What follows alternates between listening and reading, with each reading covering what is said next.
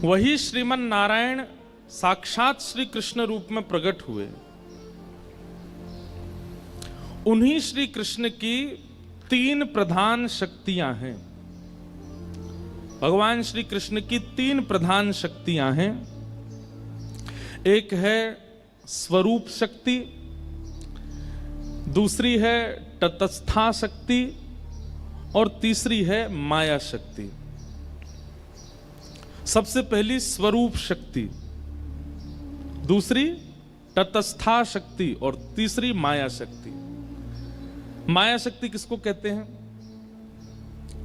जिस माया में हम आप सब लोग आकर्षित होते हैं, इस माया को भी संसार में ठाकुर जी की शक्ति से ही प्रकट हुई है। जैसे कई लोग हैं, वो शरीर जन्म लेते हैं तो वो शरीर को सुख देना ही अपने जीवन का उद्देश्य मानते हैं। उनका उद्देश्य क्या है?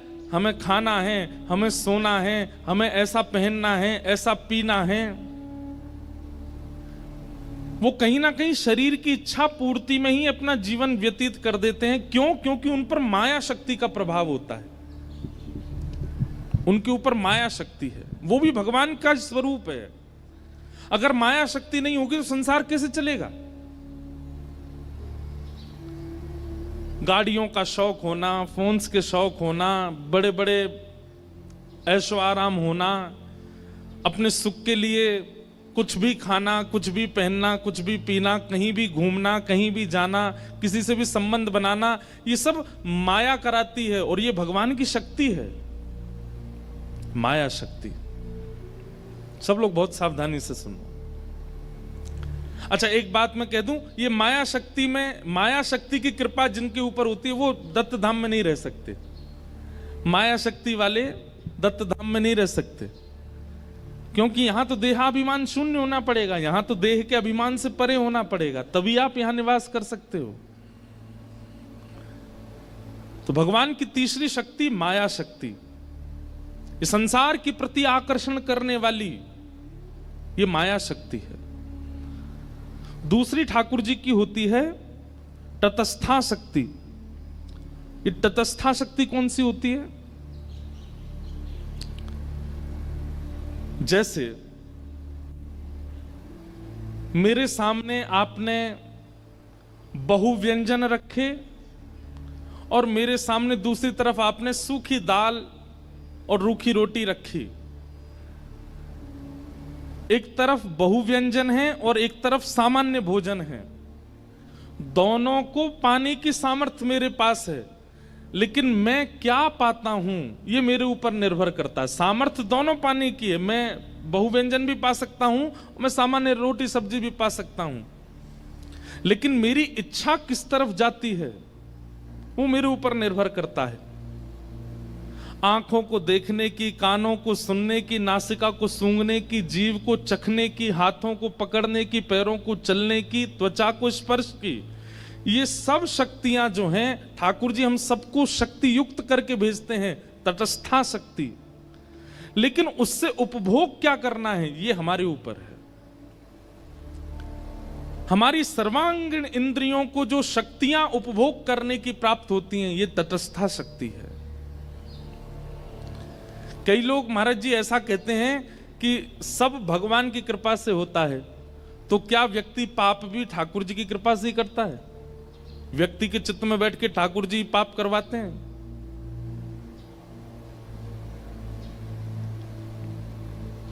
बात ऐसी है, करंट तो निकला है,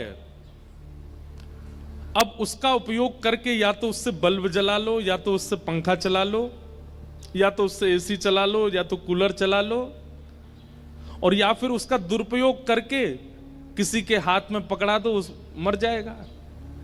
शक्ति तो निकली है, शक्ति तो प्रवाहित हुई है, उसका सदुपयोग और दुरुपयोग हमारे हाथ में। हमारी सर्वांगीण इंद्रियों को जो उपभोग करने की शक्ति प्राप्त है ये तटस्था शक्ति है। और पहली शक्ति ठाकुर जी की है स्वरूप शक्ति। स्वरूप शक्ति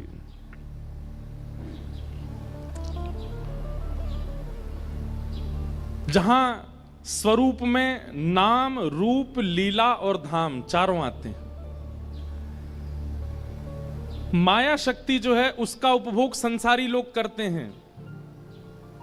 तटस्था शक्ति जो है इसका उपभोग योगी लोग करते हैं, और स्वरूप शक्ति का उपभोग भक्त लोग करते हैं। हम आप सब लोग जो यहां बैठे हैं ना, हम कौन सी शक्ति के उपासक हैं?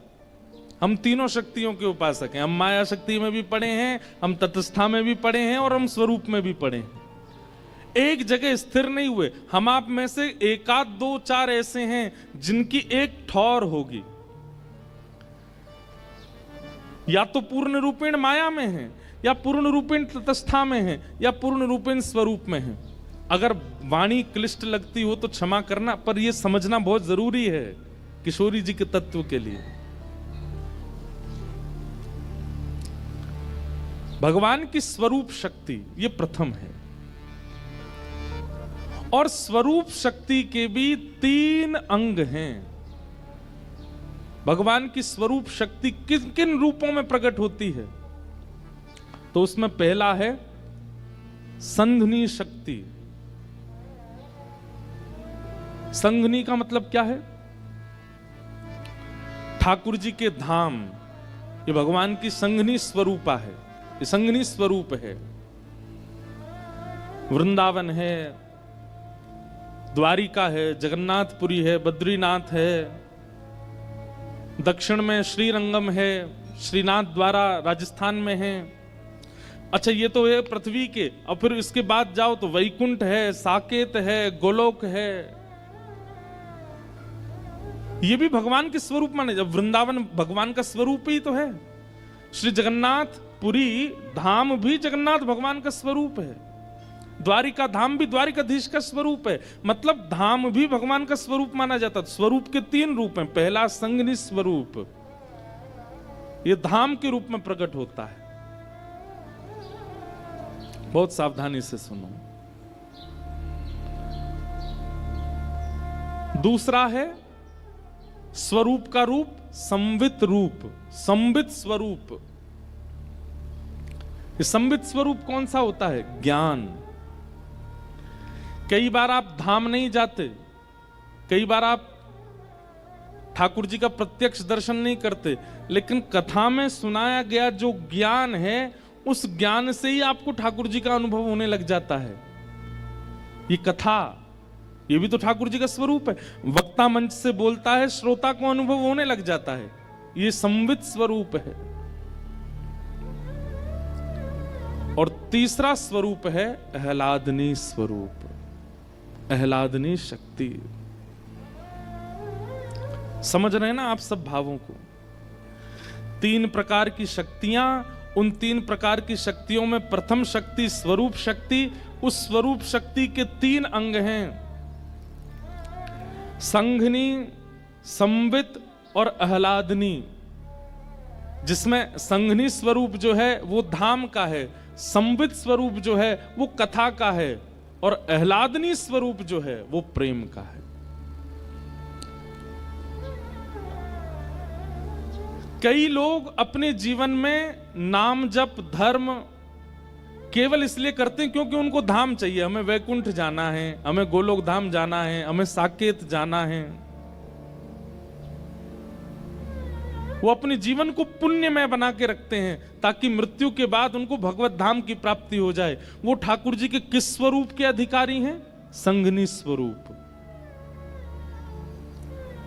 पाप मत करो, दुराचार मत करो, ऐसा व्यवहार मत करो, अरे जीवन में कोई ऐसी क्रिया मत करो कि तुम वैकुंठ जाने से वंचित हो जाओ। ये संघनी स्वरूप के उपासक हैं। कई लोग संवित स्वरूप के उपासक हैं। उनको वैकुंठ जाने से इतना प्रलोभन नहीं है, उनको साकेत की इच्छा नहीं है, उनको गोलोक धाम जाने की इच्छा नहीं। उनके लिए क्या है?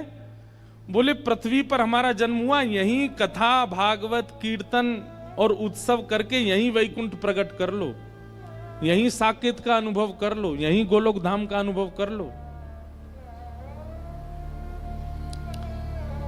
और तीसरा स्वरूप है ठाकुर जी का आह्लादनी स्वरूप। अब एक बात बहुत ध्यान से सुनिएगा, संधिनी और संवित इन दो का अधिकार मुझे, आपको, हम सबको है, पर ठाकुर जी का जो आह्लादनी शक्ति का स्वरूप है उसका अधिकार केवल ठाकुर जी को है। ठाकुर जी ने उसका प्रयोग अपने लिए किया है।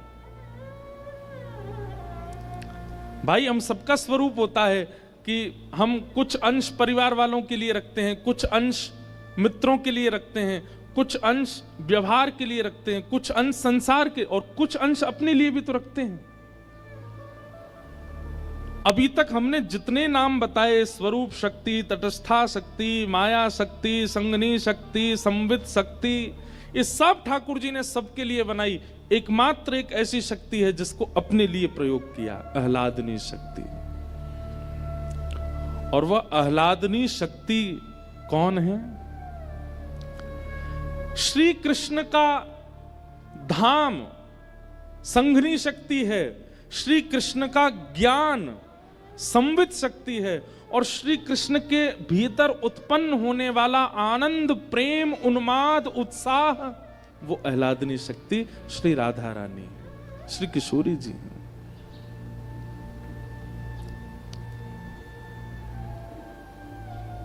आपके चित्त में आनंद उत्पन्न होता है तो आप क्या करते हो? आप उसको हंस करके प्रकट कर देते हो, आप उसको नाच करके प्रकट कर देते हो, आप उसको खेल करके प्रकट कर देते हो, आप उसको तैयार होकर प्रकट कर देते हो, आप कुछ बना करके प्रकट कर देते हो।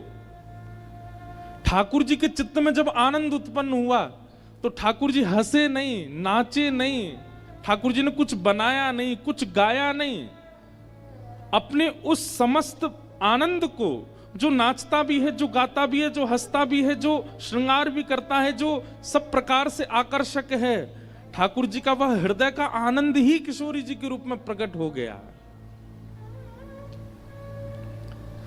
आपका आनंद आपसे विलग नहीं होता, आपका आनंद आप में ही दिखने लगता है, पर ठाकुर जी का आनंद विलग होकर के सन्मुख प्रकट हो गया। वो किशोरी जी है, वो श्री राधा रानी है,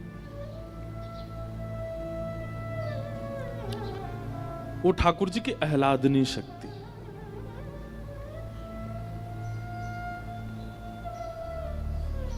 जब प्रेम प्रकट हुआ श्री कृष्ण के चित्त में, तो निकुंज में बैठे हुए श्री श्याम सुंदर मन में विचार करने लगे, अब इस प्रेम को कैसे व्यक्त करूं? अरे परब्रह्म तो एकांत रहते हैं ना, परब्रह्म के साथ सब कोई नहीं है, वो तो एकम है। तब एकम ठाकुर जी के चित्त में जब प्रहलाद आनंद का वह उन्माद उत्पन्न हुआ, तब श्री ठाकुर जी ने मन में विचार किया, इसको व्यक्त कैसे करूं, इसको प्रकट कैसे करूं। ठाकुर जी का विचार होता है और क्रियाएं होती चली जाती हैं। हमारी तरह ठाकुर जी को कर्म करना नहीं पड़ता, ठाकुर जी जो सोचते हैं वो हो जाता है। जैसे ठाकुर जी के चित्त में प्रेम, उन्माद और आह्लाद उत्पन्न हुआ, वही प्रेम, उन्माद, आह्लाद तप्त कांचन गौरांगी श्री राधे वृंदावनेश्वरी,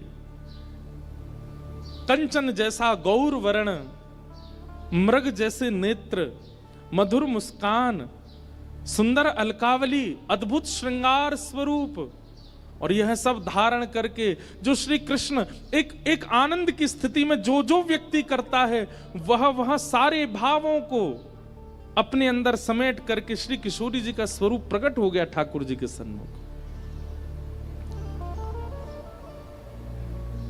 जिनको देख करके सब आकर्षित रहते हैं, वो जिनको देख करके आकर्षित हो गए, वो श्री किशोरी जी हैं, वो श्री लाडली जी हैं। समझ में आई बात? ठाकुर जी की स्वरूप शक्ति और उस स्वरूप में भी आह्लादनी शक्ति श्री राधा रानी है, श्री किशोरी जी हैं। इसलिए हमारे वृंदावन में घूंघट करके बैठी हैं। बहुत कारण है उसके पीछे। एक कारण यह भी है, ठाकुर जी कह रहे हैं इनके रूप को आस्वादन करने को अधिकार केवल मेरो है, केवल मैं देखूंगा इनको और कोई नहीं है। ये मेरे काज प्रकट भई है, मैं सबको क्यों दिखाऊं? इसलिए किशोरी जी घूंघट करके बैठे।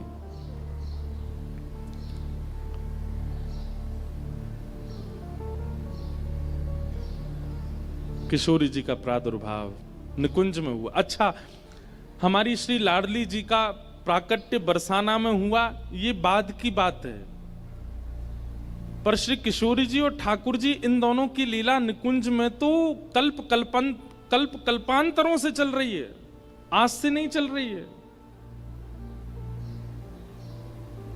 महादेव किसका ध्यान करते हैं? ब्रह्म बैठ करके किसका चिंतन करते हैं?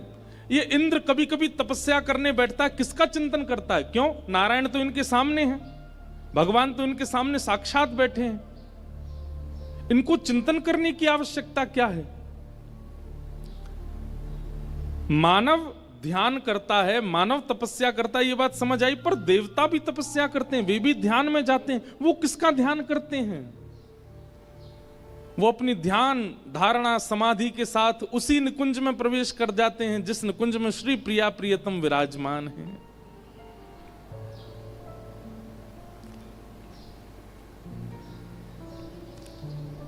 और वहां वही निकुंज विलास का दर्शन करते हैं जहां किशोरी जी और ठाकुर जी नित्य विराजते हैं।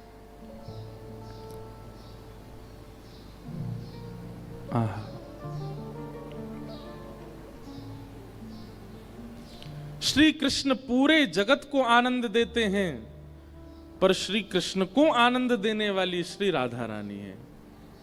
श्री कृष्ण को आनंदित करने वाली श्री किशोरी जी हैं, श्री लाडली जी हैं। निकुंज में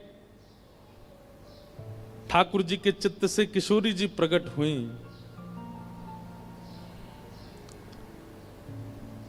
सुख मिला, ठाकुर जी को आनंद मिला, लेकिन थोड़ी देर बाद मन में इच्छा हुई कि केवल अकेले हम दोनों हैं, यह सुख, यह इसका विस्तार और भी होना चाहिए।